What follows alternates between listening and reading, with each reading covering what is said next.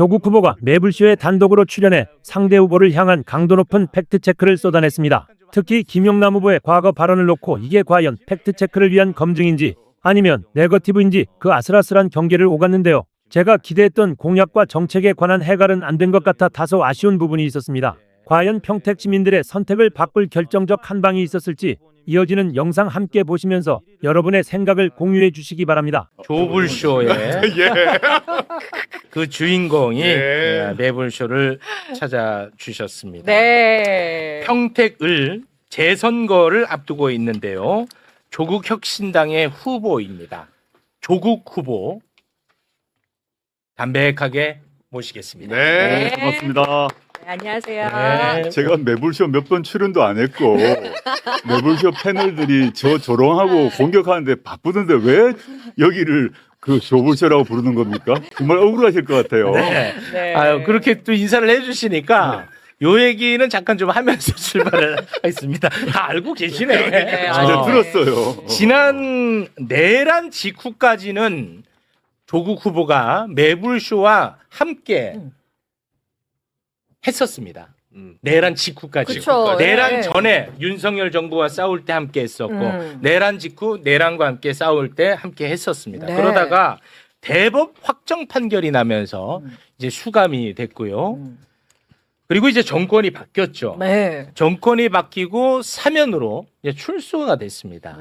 그 이후 단 한 번도 매불쇼에 나온 적이 없어요. 맞아요. 그러니까요. 그 시간이 얼마나 많이 지났습니까? 네. 그리고 오늘 처음 매불쇼에 출연을 했는데 매불쇼는 조불쇼라고 조롱을 받고 있는 그런 신세가 됐는데 제가 네. 소유주인 줄 알았어요.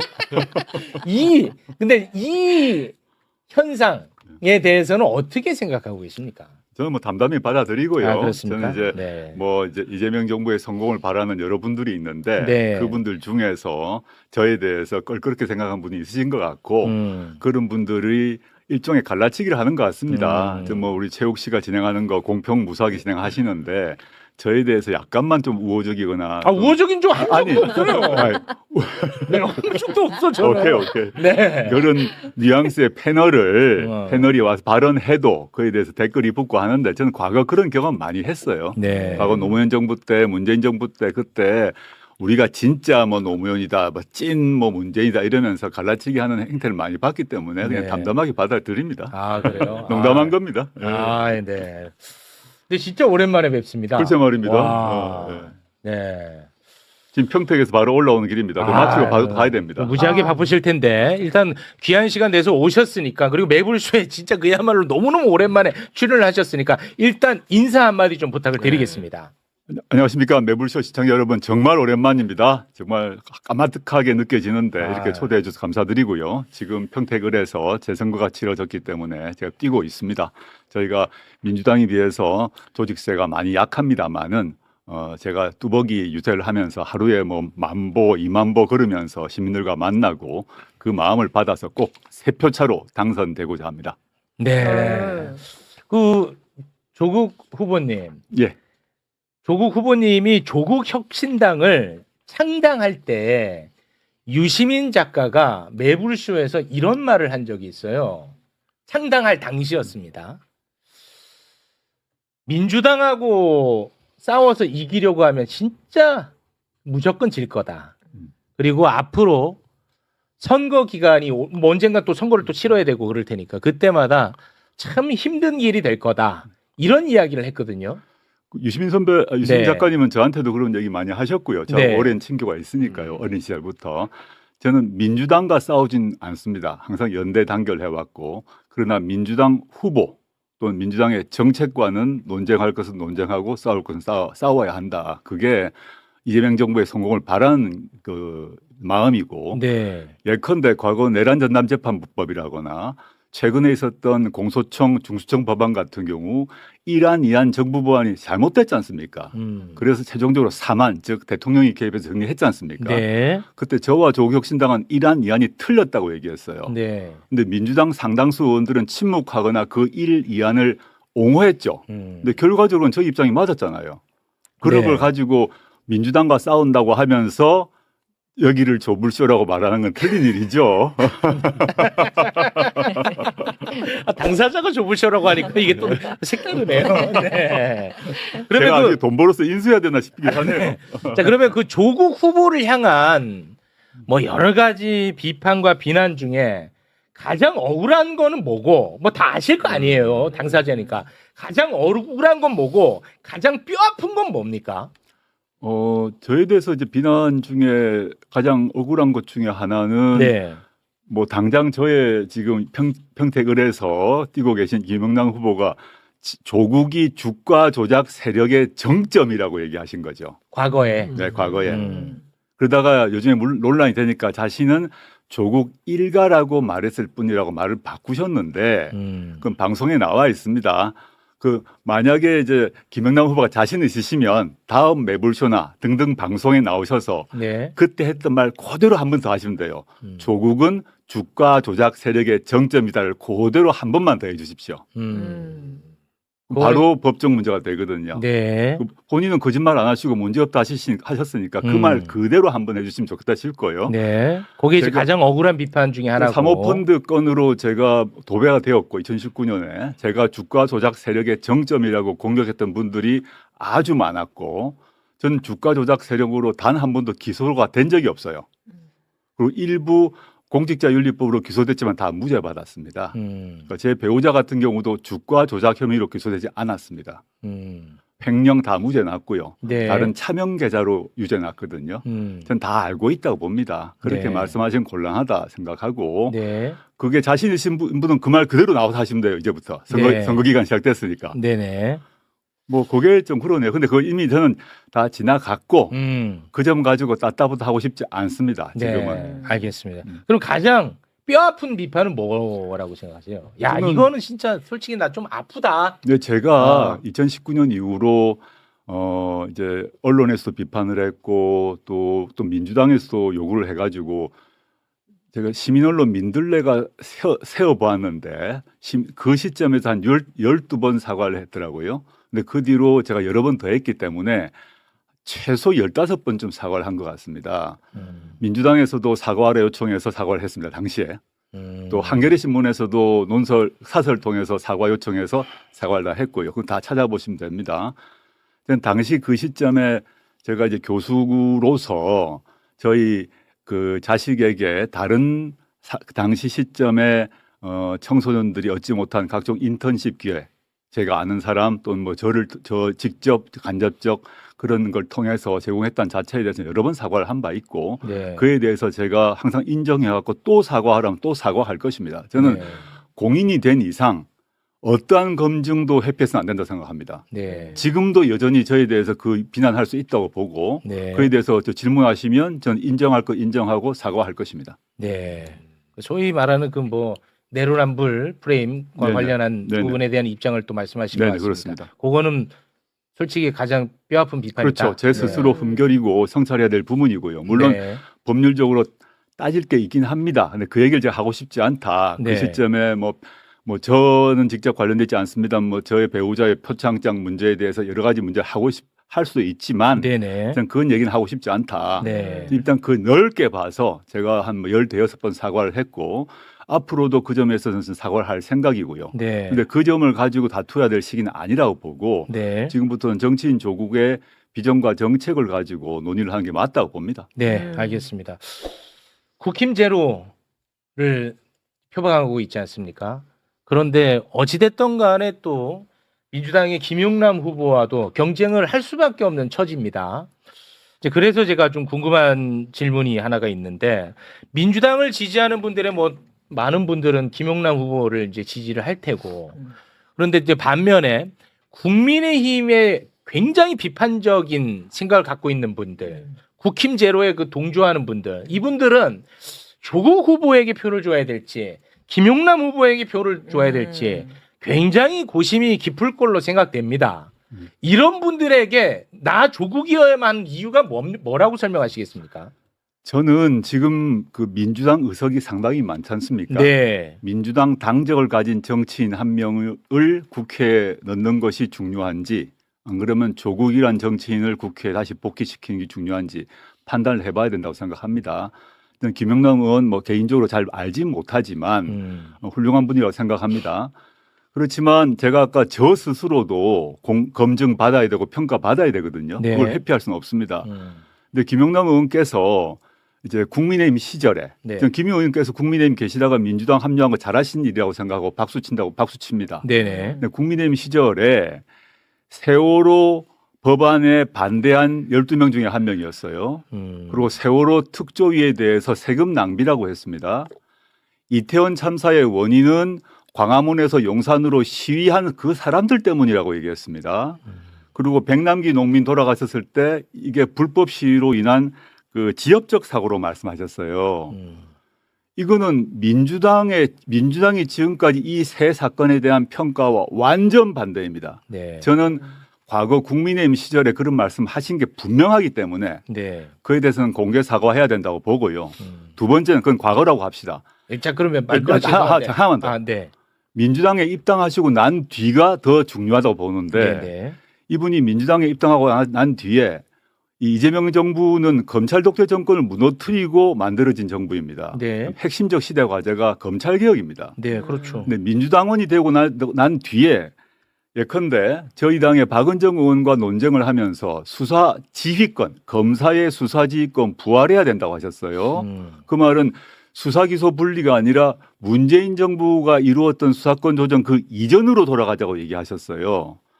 그다음에 검사에게 보안수사권 문제 줄 것인가 큰 논쟁인데 이분은 보안수사권 주어야 한다고 얘기했습니다. 네.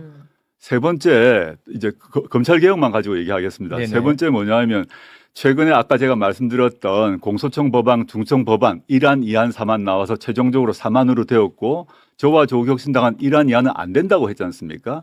이분은 정부 법안, 즉 폐기되었던 1안, 2안이 옳다고 하셨어요.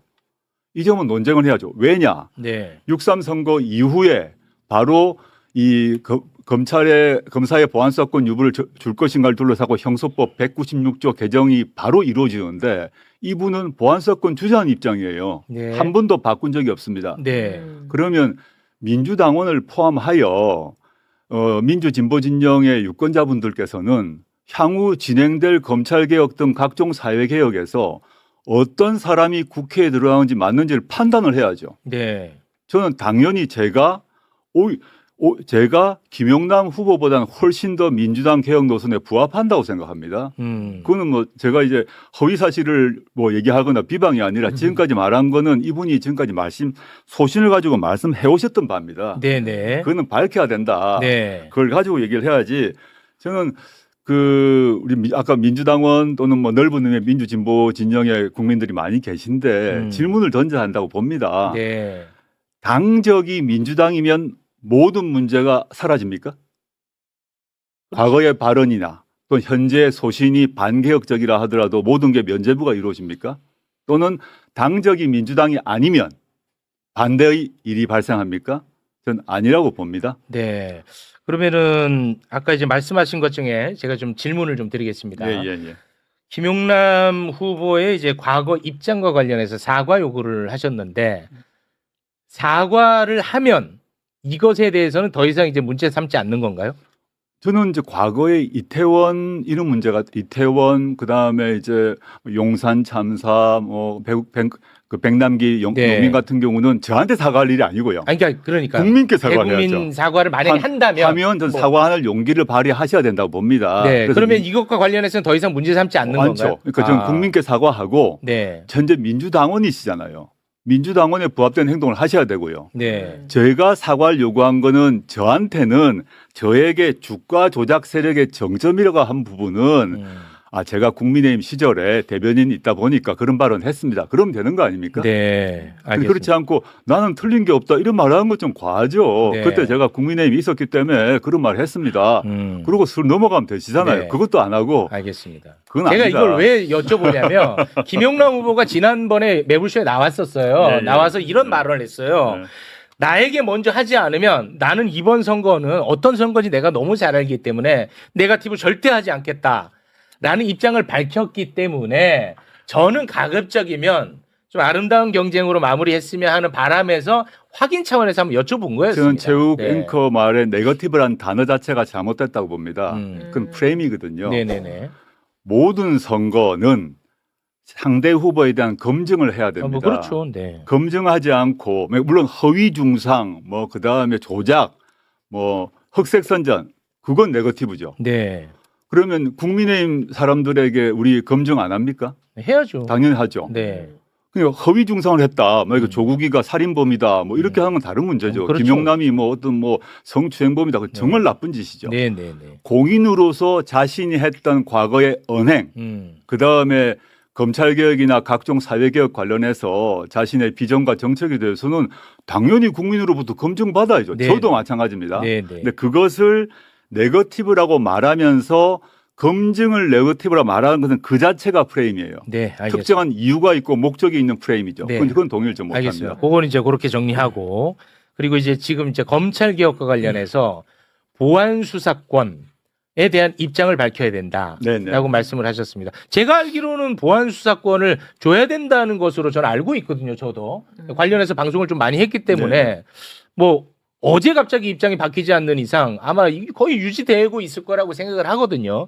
그런데 민주당 지금 현재 국회의원 중에서도 보안 수사권을 줘야 된다고 생각하는 사람들도 많이 있을 거 아닙니까? 계시죠. 소수지만.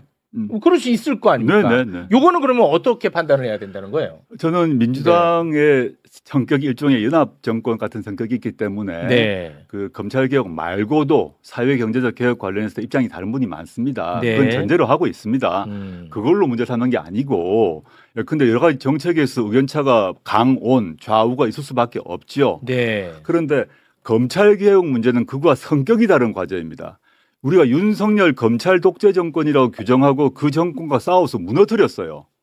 과거에 우리가 전두환 군사 독재 정권이라고 규정하고 싸워서 감옥 가서 무너뜨리고 난 뒤는 군사 독재가 완전히 일어날 수 없도록 발본색원 했거든요. 네. 우리가 독재란 말을 그냥 서비스 차원에서 립 서비스를 한 게 아닙니다. 검찰 독재 정권이었어요. 그럼 검찰 독재가 부활하지 않도록 하는 것은 시대적 과제고 모든 최상위의 과제입니다. 그 점에서 그 민주당 안에서도 보안 수사권을 인정해 주자고 말하신 분이 계신 걸로 알고 있으나 네. 대통령을 포함해서 공식적으로 말씀하신 것, 그 대통령의 국정과제 등에서는 분명하다고 보거든요. 그 점에서 저는 이제 뭐 매불쇼 자주 보지 못합니다만은 네. 최욱 앵커께서도 보안 수사권의 그 남용에 대한 예 여러 번 드신 거 제가 방송 본 적이 네, 있는데 맞습니다. 네. 이거는 논쟁의 문제가 아니라 팩트거든요. 그럼 이게 이런 보안 수사권을 저는 폐지를 하고 그다음에 보안수사 요구권을 원칙으로 하고 매우 예외적인 범위 안에서 인정될 수 있는 부분이 사실 있습니다. 제가 법률가 출신으로 그렇게 접근을 해야 되는데 그런 의미에서 매우 극도로 제한적 범위 내에서 보안수사권을 인정하자라는 얘기가 아니라 보안수사권을 전면적으로 인정하자는 것이 김용남 후보의 의견입니다. 소신입니다. 그거는 네. 뭐 저의 주장이 아니라 네. 말씀하신 게 다 있기 때문에 게다가 심지어 수사 지휘권까지 부활하자고 하셨어요. 이거는 검찰 독재를 완전히 봉쇄하고 윤석열 같은 정치 검사들이 나타나지 못하도록 만들기 위해서는 필연적으로 해야 되는 제도적 1차 과제입니다. 이 점은 민주당에 몇 분 계시죠? 근데 그렇다고 해서 최근에는 민주당의 검찰 출신 의원님들, 예컨대 양부당 의원님 같은 경우도 내가 생각 잘못했다. 네. 이제는 없애야 된다 하시더라고요. 그렇게 네. 하시면 되잖아요. 알겠습니다. 네. 매불쇼를 자주 보지 않는다는 말씀은 굉장히 달콤하게 들렸습니다. 달콤해요. 아, 오늘 가장 큰 쾌거가 아닌가 그런 생각을 해봅니다. 지금 굉장히 그 과열되고 있는 상황에서 네. 야, 함께하는 분들도 숨죽여서 보고 있네. 맞아요. 여기에 네. 좁을 쇼가 아닌가. 요놈들도 아주 네. 그렇게 보고 있는데. 제가 하나만 더 말씀드릴게요. 네네네. 최근에 가장 뜨거운 이슈가 공소 취소 아닙니까? 안 그래도 이따가 그 여쭤보려고 그래요. 말 나온 게 먼저 할게요. 네네네. 제가 사실은 민주당에서 공소취소 법안 이번에 특검 법안에 포함시켜서 제출을 했고 그걸 법안 자체는 아직 공개가 안 됐습니다. 그 의정 국회망에 안 떠 있는 상태인데 네네. 사실은 공소취소 문제를 제일 먼저 제기한 사람이 접니다. 네. 기록을 찾아보시면 작년 9월에 제일 제가 먼저 얘기했고 어. 민주당이 재판중지법 만든다 그럴 때 그거 안 된다. 재판중지법 안 되고 공소취소로 가야 된다 해가지고 그 후로 청와대에서 재판중지법 중단하라고 지시하고 재판중지법 접었어요 그때. 제가 이제 공소취소를 계속 주장해 왔어요. 네. 그런데 민주당도 지금 법안을 냈고 저는 물론 시기와 방법 경로는 법안은 좀 세밀하게 다듬어야 된다고 봅니다. 네네. 지금 언론 보도를 통해서 본 걸 봐서는 저로서는 이거 좀 다듬을 필요가 있겠다 생각을 하는데 그건 좀 뒤의 일이고 네네. 그냥 공소취소 필요성을 얘기했는데 음. 공소취소 이 사안은 대장동 사건 아닙니까? 네. 지난번에 며칠도 안 됐죠. 국정조사 통해서 각종 조작 다 나왔지 않습니까? 그렇습니다. 그래서 모든 국민이 분노하게 됐고 그렇죠. 과거 이제 50 청문회 비슷하게 분노가 일어나서 했던 것처럼 이 일이 벌어졌어요. 네. 지금도 공소취소의 방법에 대해서 논쟁이 있을 수 있습니다. 이번 특검법 방식이냐 뭐 그건 차치하고. 네네네. 근데 제가 이 말씀 왜 드리냐 하면 김용남 후보께서 대장동 사건을 거론하시면서 당시 과거에 이재명 대통령이 수천억 원의 배임을 했기 때문에 무기징역 받아야 될 사안이라고 말씀하셨거든요. 과거에 물론 네. 이에 대해서도 자기가 판단 잘못했다고 말씀하셔야 됩니다. 지금 침묵하시고 있는데 네. 저는 공인은 특히 선거에 나온 공인은 자신이 과거에 발언 중에 잘못된 건 잘못했습니다. 네. 내가 그때 이래서 이랬습니다. 정리를 하셔야죠. 네. 지금 답을 안 하시잖아요. 이런 질문에 대해서. 이건 네거티브가 아니죠. 지금 가장 최근에는 공소취소, 좀 더 가까이는 중수청 법안, 공소청 법안, 더 거꾸로 가게 되면 보안수사권 등등에 있어서 이 민주당 당원이 되시고 난 뒤에 김영남 의원이 밝혀오신 자신의 소신은 네. 저는 이재명 정부의 국정 철학과 맞지 않다고 보고 오히려 제가 일관되게 주장해왔던 보안수사권 안 된다. 공소취소 해야 된다. 그다음에 중수청 법안, 공소청 법안 이래야 된다는 게 결과적으로 다 보면 이재명 대통령 입장과 맞지 않습니까? 네. 알겠습니다. 이거를 판단하는 것이 맞지 단순히 어떤 사람이 특정 선거 시기에 당적이 A이기 때문에 무조건 옳고 어떤 사람은 그 특정 시기 특정 선거에서 당적이 B이기 때문에 공격하고 그 B가 출연하면 조불쇼가 되는 겁니까? 그 조물쇼 좀 그만하세요. 네. 그런데 이런 측면은 또 있을 수 있잖아요. 그러니까 제가 뭐 반론을 제기하자는 건 아니고 예를 들어서 이게 정당이 중요한 이유는 뭐냐면 내가 이런 생각을 갖고 있다가 당을 옮겨서 이런 정당이 오면 그 정당을 거스를 수 없는 측면이 있지 않습니까? 그래서 당을 옮겨서 과거에 했던 발언 일일이 다 그걸 설명하기가 또 쉽지 않을 테고 그래서 당을 옮겨서 이 정당과 함께하는 노선으로 가겠다는 거 아니겠습니까? 그 자체가 그렇게 봐줄 측면은 없을까요? 전 그렇게 봐주고 싶은 것은 참 선의를 너무 가지고 선하다. 해주신다고 생각하고요. 네. 저는 많은 정치인들 당적 옮길 수 있다고 생각합니다. 그리고 특히 이제 국민의힘 계열 또는 보수 정치인들이 반대쪽 진보 또는 민주 진영으로 옮겨오는 거 환영해야 된다고 봅니다. 네. 너무 그거 당연한 거죠. 아직도 윤어겐 하는 애들보다 정신 나갔기 그런 애들 때문에 다 이쪽으로 오는 게 저는 낫죠. 소멸돼야 할 네. 정당이기 때문에 그렇습니다. 민주당이든 어디든 오는 게 맞고 네. 환영해야 된다고 봅니다. 그거하고 제가 좀 과한지 모르겠습니다만은 과거 우리 독립운동 하셔서 훈장 받으신 분들 중에서 유공자분들 중에서 출발은 친일파가 계셨어요. 친일파다가 안 된다 해서 독립운동 하시고 지금 우리 다 독립운동 유공자 분이 계십니다. 그거 좋은 일 아닙니까? 네. 좋은 일이죠. 좋은 일이죠. 근데 그 사람 보고 너 옛날에 친일은 이런 얘기 안 합니다. 근데 그분들은 친일을 하다가 독립운동으로 넘어올 때 자기가 이거 잘못했습니다. 그리고 앞으로 이렇게 하겠습니다. 라고 다 했어요. 네. 그게 너무 당연하다. 이게 일반 사인은 네, 보통 네. 시민은 이제 내가 A 정당 지지하다가 B 정당 지지하고 얼마든지 바꿀 수가 있습니다. 네. 그것도 비난할 수 없는데 알겠습니다. 공인은 그렇게 해서는 안 된다. 공인은 공적 발언과 공적을 행동을 하고 네. 그에 대해서 잘못했으면 잘못했다 하고 네네. 그다음에 그걸 가지고 논쟁해야 민주주의가 발달하는 거 아닙니까? 네. 그냥 두루뭉실 넘어갈 수는 없죠. 알겠습니다. 팩트의 문제와 정치 노선의 문제는 구별을 해야 된다고 보는데요. 과거에 저는 타당에 있더라도 실제로 뭐 이태원 참사라든가 세월호 이런 것에 대해서 황당무계한 이야기한 거는 석고대죄해야 되는 거예요. 네네. 정치인이 당적을 바꿨다고 해서 그런 일륜적인 것에 대한 시각의 행위가 바뀌지 않는 겁니다. 그건 이제 보편적 저는 이 부분에 가치니까. 대해서는 김용남 의원이든 뭐 네. 전에 지적하셨던 이모 의원이든 이거 끝까지 정치인은 상처처럼 따라가는 거예요. 네. 이거 끝까지 사과해야 되는 부분이라는 거고 네네. 그다음에 이제 대표님 말씀하신 분 중에 검찰개혁 부분에 이런 부분들은 이제 노선의 차이니까 이거는 이제 김용남 의원하고 이제 대표님하고 또 생각이 다를 논쟁을 수 해야 될 있고. 부분이다. 저는 뭐 그렇게 생각 다를 수 보여지고요. 있고 거기에 따라서 투표를 또 달리하면 되는 거고. 그렇죠. 네, 그래요. 그렇죠. 그건 정당은 동의합니다. 이제 네, 말씀에 어쨌든 동의합니다. 이제 정당의 당의 결사체이기 때문에 네. 김용남 의원이 민주당 소속이기 때문에 기존에 있었던 것들 버리고 네. 버리는 절차를 본인도 거쳐야 되고 민주당 의견에 따라야 되는 거고 그리고 또 뭐 저 같은 경우는 이제 민주당 당적이 있으니까 이제 김용남 의원을 지지를 하는 거고 뭐 그렇게 이제 그런 순서로 봐야 되고 당연하죠. 이제 대표님께 드리고 싶은 이야기는 이거예요. 대표님 이야기를 들어보면은 사실은 대표님은 그냥 지금 민주당에 오셔야 돼요. 예? 왜냐면은 이재명 정부의 성공이라든가 민주당 내에 이른바 검찰개혁 노선, 사법개혁 노선에 대해서 잘못된 판단들을 하고 계신 분들에 대한 견제, 논쟁 이런 것들을 지금 상생적으로 하시겠다는 취지를 말씀하셨지 않습니까? 네. 그건 같은 당인 거예요, 사실은. 그거 어떻게 가는 거예요? 민주당. 넓게 봐서 네. 민주당과 조국혁신당이 넓은 민주진보 진영의 큰 지붕 안에 아, 사실 있죠. 합당이 그만해. 그렇죠. 다음에. 아니. 아우, 나 이 힘들어. 말씀을 해야 될 것 같습니다. 근데 지금 이제 우리 뭐 박평론가님 말과 말고 별도로 그렇게 말씀하신 중에 일부가 합당을 정청래 대표가 합당 제안하셨잖아요. 근데 합당이 아예 논의도 진행되지 않고 민주당 내부의 분란 속에서 끝났지 않습니까?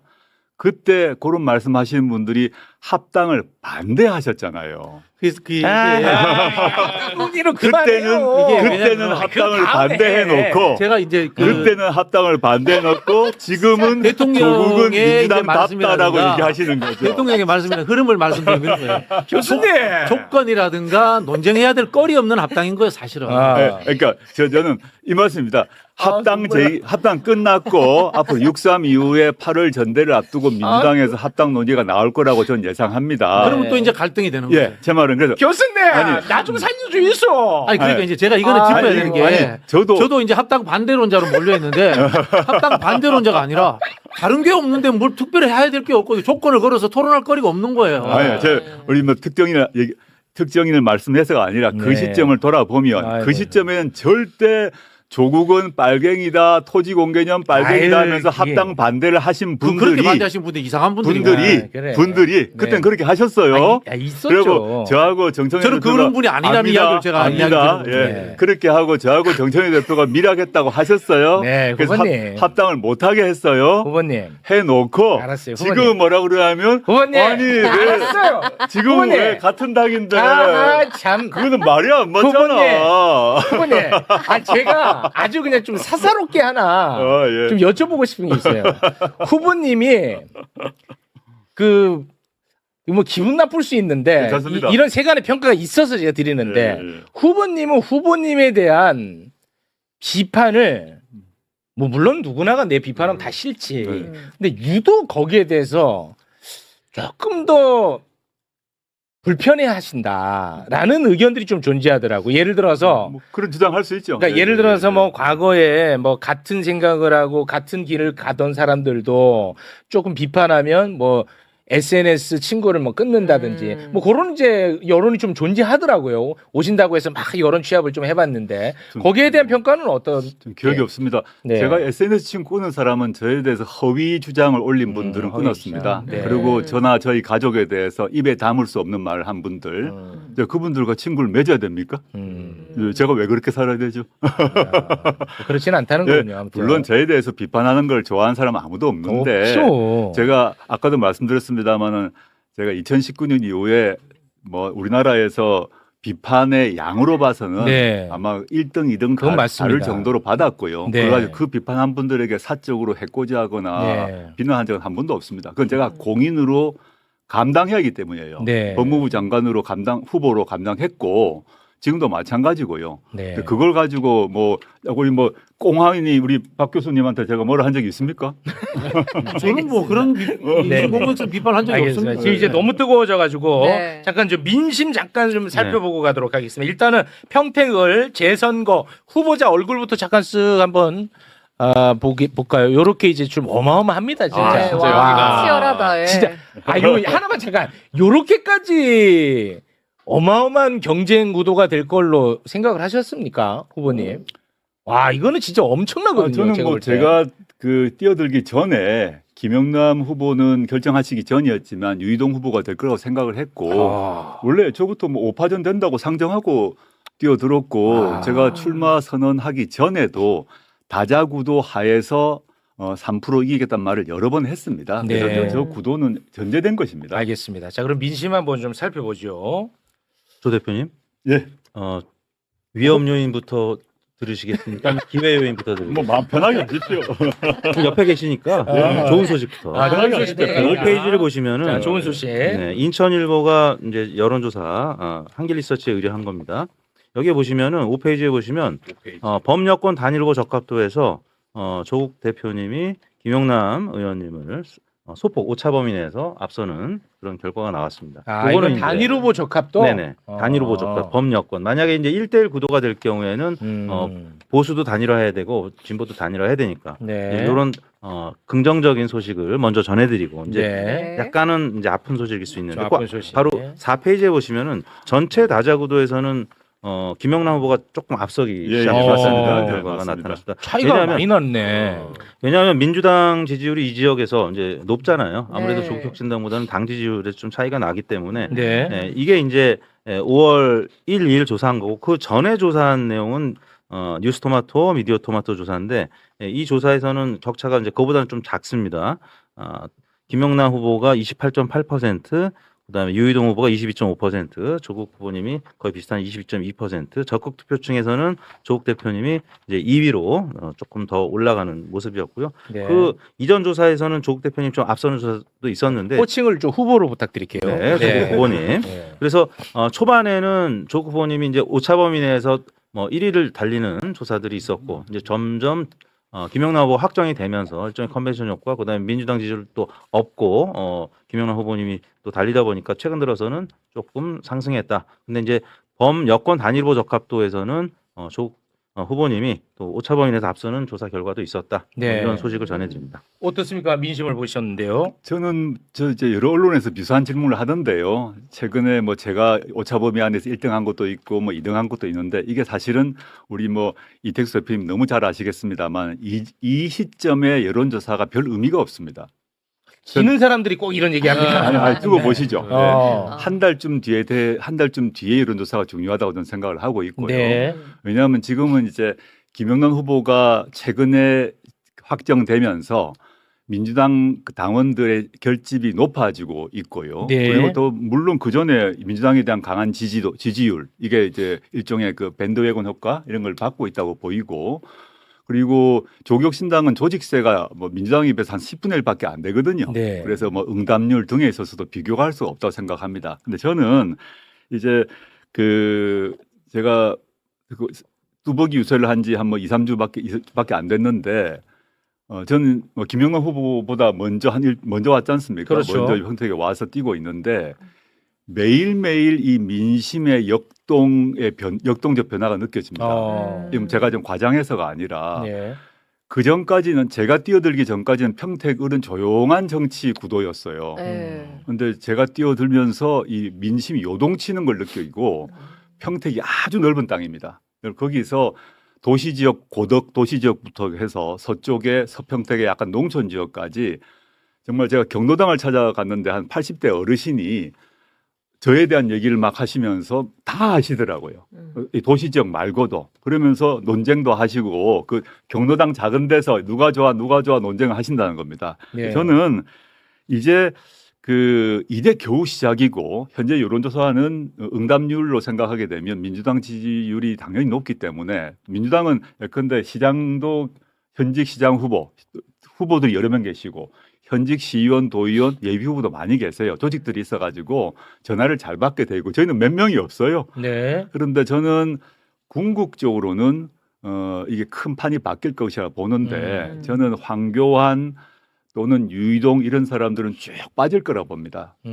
현장에서 보면 네. 우리 아까 이게 유이동 후보 나옵니다마는 현장에서 보수라고 얘기하시는 분들, 또 국민의힘 찍었다고 하시고 또 평택 토박이라고 하시는 분들이 뭐라고 하시냐 하면 난 지금까지 유이동 찍었어. 그런데 3선 그분이 재보궐선거로 1선을 했기 때문에 3선 10년을 해줬는데 해놓은 게 없어. 나 절대 유이동 안 찍어 이러세요.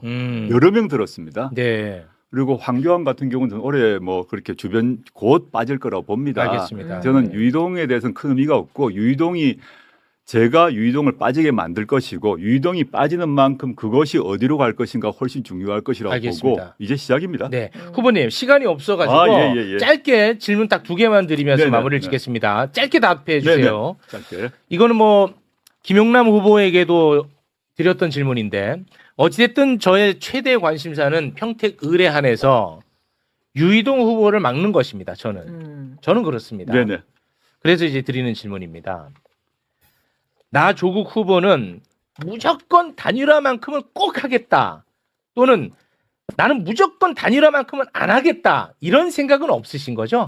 경우에 따라서 할 수도 안 할 수도 있는 거죠. 그러니까 유이동 후보를 막을 수 있다면. 전 정치 영역에서 무조건 한다, 무조건 안 한다라는 건 없다고 생각하고요. 그렇죠. 네. 근데 지금 시점에서 단일화를 말하는 게 매우 공학적인 얘기라고 생각합니다. 네. 그거 단일화 문제는 지금 예컨대 저와 김영남 후보가 만나서 이렇게 뭐 서로 합의를 하고 룰을 짜고 이렇게 하는 것은 절대 이루어질 수도 없고 승리할 네. 수 없다고 생각하고요. 그러니까 지금 뭐 그런 요구도 없고요. 없고요. 네. 그리고 저는 평택 민심의 흐름, 그 흐름이 제일 중요하고 네. 그 흐름이 자연스럽게 한쪽으로 몰아가는 것을 저는 평택 시민들이 만들 거라고 봅니다. 알겠습니다. 네. 제일 중요한 질문 드리겠습니다. 평택에서 가장 하고 싶은 일 그리고 국회에서 가장 하고 싶은 일 각각 하나씩 하나씩요? 드리겠습니다. 제가 평택 공약으로 교통 공약을 1탄으로 내세웠습니다. 교통. 네, 교통입니다. 그게 왜 그냐 하면 제가 네. 기자회견 하기 뭐 하루 전날에 공부하진 않았을 거 아닙니까? 오랫동안 준비를 하지 않았겠습니까? 네. 평택 경우는 동평택이건 서평택이건 도시 쪽이건 농촌 쪽이건 모두 교통으로 고통받고 있습니다. 심각합니다. 그래요. 지금 취재원 기자들이 한일같이 하는 말이 저보고 오늘도 그렇게 취재 인터뷰를 했는데 왜 조 대표께서 교통공약 냈는지 이제 알겠다 그래요. 이제 서울에 계신 분들은 평택 그러면 수도권이고 경기도고 그래서 교통 괜찮다고 생각하는데 와보면 두 가지로 말씀드리겠습니다. 동쪽 고덕쪽 같은 경우는 거긴 평균 연령이 한 40세 젊은 부부들이 많이 살고 삼성전자가 와 있고 거기를 통해서 미군들이 들어와서 팽성으로 내려가거든요. 근데 KTX가 없습니다. 그래가지고 18년 동안 정부가 약속을 했어요. 미군 기지를 팽성해 주기로 약속을 하고 KTX도 주기로 약속을 했는데 18년간 약속을 안 지켰어요. 그래가지고 정부가 그랬어요? 네, 그 답을 몰라요, 서울에서는. 저도 몰랐었죠, 공부하기 전에는. 네. 그래서, 물론 거기에 이제 그 영등포에서 새마을을 타고 그 평택역으로 갈 수 있지만 그 매우 느리죠. 그래서 외부에서 바이어가 오거나 미군 관계자가 오거나 삼성전자 관계자가 오거나 할 때 그 차를 타고 오거나 안 그러면 평택역으로 와서 다시 택시 타고 한 40분, 50분 가야 돼요. 네. 엄청난 불만이 있고 서평택 지역은 좀 농촌 지역인데 거기는 어떤 정도인가 하면 버스가 1시간에 한 대 옵니다. 이게 서울 분들은 버스 할 때 앱으로 시간 딱딱 맞춰 타시죠. 네. 1시간에 한 대 올 뿐만 아니라 그 시간을 놓치면 시간이 정확하지 않기 때문에 놓쳐버리면 1시간 반 동안 버스를 못 타요. 그래서 이 어르신들 같은 경우는 자기가 살고 있는 읍이나 면 바깥으로 못 나가는 상황을 호소하세요. 저는 이 교통 문제를 그래서 넓게는 동서를 막론하고 세종시에서 하고 있는 그 아주 고급 버스 시스템이 있습니다. 세종에서 이미 성공했기 때문에 그 전체로 원형으로 돌리는 시스템을 만들어야겠다라는 걸 얘기를 하고 있고 동쪽은 KTX 경기 남부역을 꼭 만들겠다는 게 제 공약이고요. 네. 그다음에 이제 국회로 들어온다면 잠깐만요. 네. 네네. 이거 시간이 없는데. 그러면은 유이동 등 이 지역구 의원들은 뭐 한 겁니까? 아니 그러니까 그 안 했잖아요. 제 말이 그러니까 그겁니다. 이들은 못한 거를 조국은 어떻게 할 수 있는 거예요? 나는 그게 항상 궁금하더라고. 예. 아니 이렇게 중요하고 이렇게 원하는 것이 있으면 예. 내가 당선되기 위해서라도 할 것 같은데 예. 왜 그들이 못하던 거를 조국은 어떻게 할 수 있는 거예요? 저는 할 수 있다고 생각하고요. 제가 구체적인 계획은 밝혔는데 알겠어요? 일단 유이동 후보는 제가 조사한 바에 따르면 네. KTX건 제가 말한 그 세종시 시스템의 광역버스 체제든 간에 평택의 교통 문제에 대해서 본회의 상임위 등의 질문을 한 바가 없습니다. 아 우선순위가 밀려 있다고 보면 질문 자체를 한 바, 부서 대상으로 질문을 하지 않았어요. 관심이 없으세요. 관심이 없었다. 그리고 계획 같은 경우는 제가 아마 최초로 할 수 있을 것 같은데 지금까지 국토부와 LH 평택시가 서로에게 핑퐁을 해서 미뤄왔습니다. 저는 협의체를 만들어서 공동 책임지도록 하는 방식으로 할 생각이고, 네, 알겠습니다. 예, 그다음에 대한민국으로 넘어가게 되면 국회에서 예, 국회로서 당장 해야 될 일은 6.3 선거 이후 바로 문제될 게 형사소송법 검찰소송법 개정입니다. 196조. 검찰개혁. 검사의 보안 수사권을 줄 것인가 말 것인가 준다면 어느 범위에서 줄 것인가 문제가 매우 중요하고 이 문제는 경론이 일어날 수밖에 없습니다. 네. 저는 확고한 입장이 있습니다. 네. 저는 이제 뭐 국민의힘은 얘기할 필요가 없고요. 민주당 내에서도 입장이 이제 갈릴 것이거나 침묵하실 것인데 저는 이 문제를 하지 않으면 저는 이재명 정부의 성공 정권 재창출 문제도 만만치 않다고 보기 때문에 확고하게 할 생각이고요. 네. 그다음에 사회 경제적으로는 제가 창당을 하면서 저의 기치 중에 하나로 내세웠던 게 신토지 공개념, 그 사회권 강화, 그다음에 주택 문제와 관련해 가지고 그 이제 고품질 공공임대주택을 대거 짓는 것 이런 정책이 있습니다. 이건 좀 너무 전문 영역 같아서 나중에 당선되면 여기 와서 말씀드리고 싶습니다. 네, 네. 알겠습니다. 자, 그러면 뭐 이 정도 선에서 좀 마무리를 짓고 하는데 혹시 뭐 궁금한 거 있어요? 아니요, 다 들었습니다. 다 들었어요? 네. 지난번에 김용남 후보도 나왔고 네. 오늘 이제 조국 후보가 또 나왔습니다. 두 후보가 또 매불쇼에 노크를 한다면 또 한 분을 모시면 한 분 또 모실 수밖에 그렇죠. 없어요. 예. 예, 그럴 수밖에 없지 않습니까? 양자 토론해 주시죠. 아, 그것도 좋고요. 네. 그때는 두 분에게 다 불편한 질문을 하도록 하겠습니다. 네. 네. 고맙습니다. 네. 저는 최대한 좀 세상에 그렇게 그럴 수는 없겠지만 최대한 으쌰 경쟁 요거를 좀 원하는데 네. 그것도 그럴 수는 없겠죠. 하나만 말씀드릴게요. 네. 단일화 이야기 안 하셔도 돼요. 지금 평택이 한국 사회의 유권자 지형에서 정말 저는 근본적이고 좋은 변화를 만들어주고 있다라고 봅니다. 제 생각에는 조국 후보와 김용남 후보가 끝까지 1, 2를 다툴 가능성이 높기 때문에 네. 단일화 이야기 안 해도 됩니다. 네, 알겠습니다. 실제로 뭐 지금은 단일화 요구도 없어요. 네. 실제 알겠습니다. 자, 오늘은 여기서 좀 마무리를 지을까 하는데요. 오늘은 뭐 조불쇼 얘기는 없겠지. 오늘 뭐 그럴 게 없잖아. 그래도 공격할 것 같은데. 근데 내가 또 이렇게 하면서도 네. 약간 또 좀 미안한 느낌도 있어요. 저를 출연 네. 이제 뭐 진짜 엄청나게 오랜만에 출연시켜 주셨는데 네. 또 조불쇼 공격하면 또 출연 안 시켜줄 거 아닙니까? 아니, 뭐 그렇게 사사롭게 하진 않는데 네. 뭐 조불쇼를 내가 아니라고 하면은 뭐 마치 그 조국 혁신당이나 조국 대표가 무슨 뭐 세상에 절대 악도 아닌데 내가 막 그래서 그런 게 아니에요. 예. 이거 이런 해명도 내가 해야 되는지 모르겠는데 그런- 그게 아니라 네. 관계가 없으니까 없다고 하는 거야. 그냥. 그런데도 불구하고 놀랍게도 조부쇼라고. 조불쇼가 또 아이고. 놀랍게도. 네, 알겠습니다. 아유. 자, 1부는 여기서 좀 마무리를 짓도록 하겠습니다. 오늘 2부, 3부 아주 또 꽉 채워져 있습니다. 맞아요. 여러분 2부, 3부 끝까지 함께 해주시기 바라겠습니다. 함께 해주신 네 분과는 여기서 인사 나누겠습니다. 네 분 대단히 고맙습니다. 감사합니다. 고맙습니다. 고맙습니다. 네.